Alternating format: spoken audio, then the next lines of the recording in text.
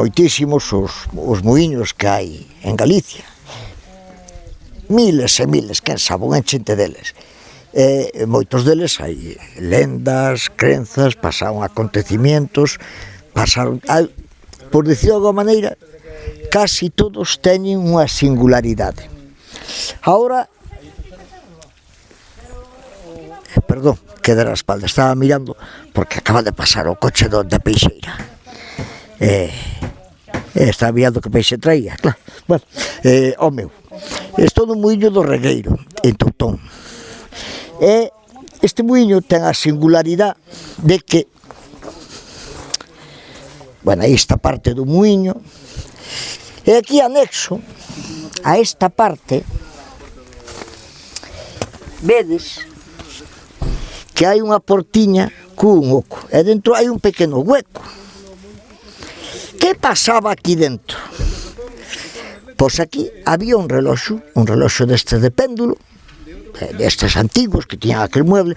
O reloxo se conserva no Centro Cultural, ali ao lado da igrexa de Toutón. E ese reloxo era o que marcaba as quendas dos usos dos muiños, dos usos dos tempos da levada que traía auga ata aquí, desde o río Barragán, alá en Freaza, 9 kilómetros de rego para regar as terras daqui.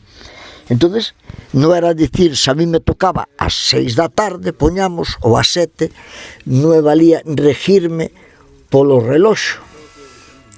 Regíame o reloxo, por dicir de alguma maneira, universal que había, era o que está aquí, que agora se conserva en perfecto estado, funcionando no Centro Cultural, non? E se viña aquí. E o que lle tocaba a quenda de auga tiña que vir aquí estaba xa o que estaba usando a auga, e se facía o relevo aquí. Entonces son as 6 da tarde, agora me toca a min, ou son...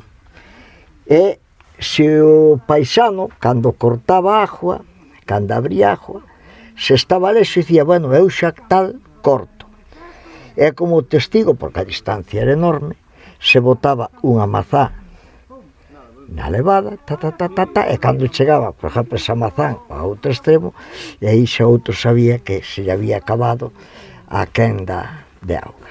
Un sistema moi particular, moi original, moi práctico, como era. Eu salgo de aquí, deste sitio, eso, no muiño do Regueiro, aquí había este pequeno cuartucho. Volveremos, grazas. Entonces, muiño do Regueiro.